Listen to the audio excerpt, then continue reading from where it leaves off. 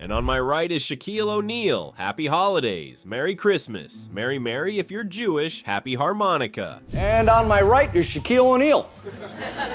Happy holidays, Merry Christmas, Merry Merry if you're Jewish, Happy Harmonica.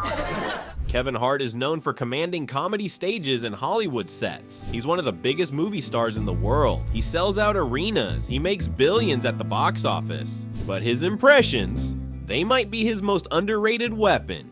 From Shaq falling like a clumsy giant to The Rock's over-the-top intensity to a grandfather who takes 47 seconds to hit the floor, Kevin has a gift for finding the funny in everyone. He doesn't just mimic voices, he becomes the character. He captures the walk, the talk, the fall, the panic, the ego, the everything. Today we're breaking down Kevin Hart's most hilarious impressions. Sit back, relax, and watch for yourself.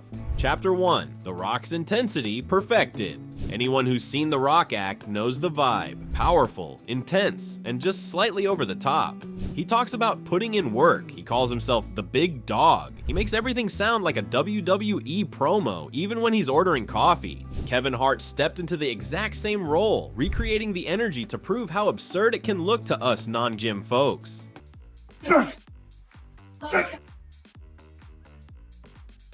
Putting in work. Big dogs eat.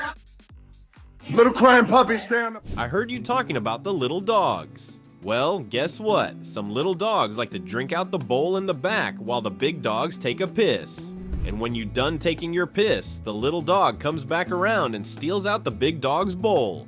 The studio lost it. Kevin lost it. Even The Rock, watching from somewhere, probably lost it. There's something about seeing a 5'4" comedian channel the energy of a 6'5" former wrestler that just hits different. Kevin doesn't just do The Rock's voice, he does his soul.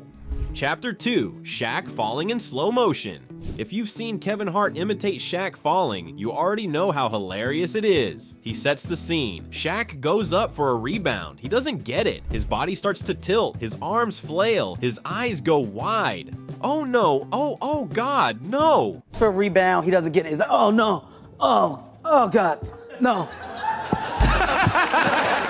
Kevin throws his whole body into it. He becomes a 7'1", 300-pound man crumbling like a poorly built house of cards. But Kevin doesn't stop there. He tells the story of Shaq's jammed toe.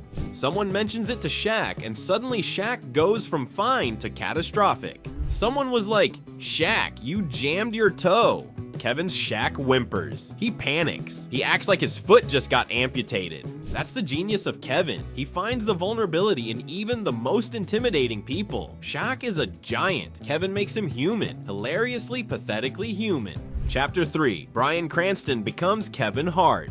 Brian Cranston didn't need years to study Kevin Hart. Apparently, one movie together was all he needed. Cranston said Kevin came on set like a dynamo. Then he did the impression, the high energy. You came on the set and you're like this dynamo. The rapid-fire delivery, the slight rasp in the voice. "Hi everybody, Diane." Kevin watched the clip and had to admit, Cranston got him. He captured the chaos, the excitement, the "I'm about to explode" energy that Kevin brings to every room. The student became the teacher, then the teacher became the student, then everyone just started laughing. Chapter 4. The grandfather who took 47 seconds to fall. Kevin once told a story about his grandfather that belongs in a museum. "I saw my grandpa fall one time. Funniest I've ever seen in my life. Took my grandpa 47 seconds to fall." Took my grandpa 47 seconds to fall. This is how my grandpa fell. This is what I saw. Then Kevin acted it out. He wobbled, he swayed, he grabbed at the air. He looked like a tree that didn't want to admit it was being cut down. "This is how my grandpa fell." 47 seconds of slow motion disaster. By the end, Kevin got tired of watching and just kicked him. The audience was crying, the cameraman was shaking. Kevin's grandpa presumably was fine, or not. Either way, it was comedy gold. Chapter 5. Inside the Hart household. Parenthood gave Kevin many things, including apparently his own backup comedian. His son Kenzo does an impression of his father that is so accurate it's almost scary. The voice, the mannerisms, the way Kevin says, "What are you doing there?" Tell me how Daddy talks. What? What you doing there? Okay. Okay. 1, 2, 3. Okay.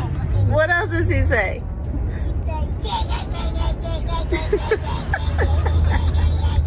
Okay, 1, 2, 3. What else does he say? Kenzo did the whole thing. Kevin watched like a proud father who was also being mildly roasted. He's got me down, Kevin admitted. The apple did not fall far from the tree. It rolled, did a backflip, and landed perfectly in a comedy chair. Chapter 6, the grandfather roasting himself.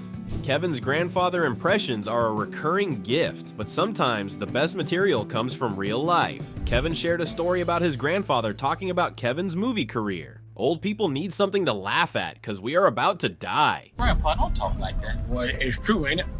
My goddamn gallbladder the size of this mother's face. I ain't seen my balls in a month of Sunday. It is what it is. Kevin tried to shut it down. Grandpa, don't talk like that. His grandfather kept going. Well, it's true, ain't it? A goddamn gallbladder the size of this mother's face. I ain't seen my balls in a month of Sundays. It is what it is. The audience didn't know whether to laugh or call a doctor. Kevin just stood there, realizing he had been out-cumdied by an elderly relative. Again. Chapter 7, the Spanish game show disaster. Kevin once appeared on a Spanish game show where the host had no idea who he was. She asked if he'd been in famous American movies. He said yes. She asked for clues. Has he been in movies, famous American movies? Yes. Yes. Yes. That were famous in America? Yeah, okay. I got one more hint for you. Okay. Kevin gave her everything. He did voices. He acted out scenes. He practically handed her the answer on a silver platter. Instead of saying you, he goes, do you, we'll get the letter B. The host was lost. The audience was lost. Kevin was losing his mind. Then she guessed. Pedro? Kevin paused. No Pedro. She guessed again. Robert? Kevin reminded her that Robert Rodriguez made him famous. Still nothing. Finally, someone shouted from the audience, Antonio Banderas! Kevin collapsed. The host laughed. The whole thing was a beautiful disaster, and Kevin's impression of his own frustration was the funniest part. Chapter 8, The Rock walks him off set. Kevin and The Rock's friendship is built on constant teasing and roasting, but this time, Kevin pushed the rivalry into full performance mode. He started doing The Rock's walk, the swagger, the confidence, the I own everything my eyes can see energy. Get the f*** out of the way. I don't walk. I'm so big. Grab me. I'm The Rock. I'm the biggest box office movie star. Get the out of the way. Oh, I'm so big. Oh, grab me. I'm the biggest box office movie star. Then The Rock walked him off set, literally. Picked him up and carried him away like a suitcase. Kevin's response? They're not supposed to go. The joke's not supposed to go on that long. The joke went on exactly the right amount, and Kevin's impression of a man who had been physically removed from his own segment was perfection. Chapter 9, the movie star roast of himself. Kevin once introduced himself as Dwayne "The Rock" Johnson. My name is Dwayne "The Rock" Johnson, known as the Champ. Then he immediately broke character and laughed at himself. My name is Dwayne "The Rock" Johnson. The Rock tried to clap back. Kevin kept going. He pushed the joke further. He added layers. He turned a simple impression into a full-on sketch about ego, fame, and the absurdity of calling yourself The Rock. By the end, even The Rock was laughing. When you can make The Rock break character, you've won.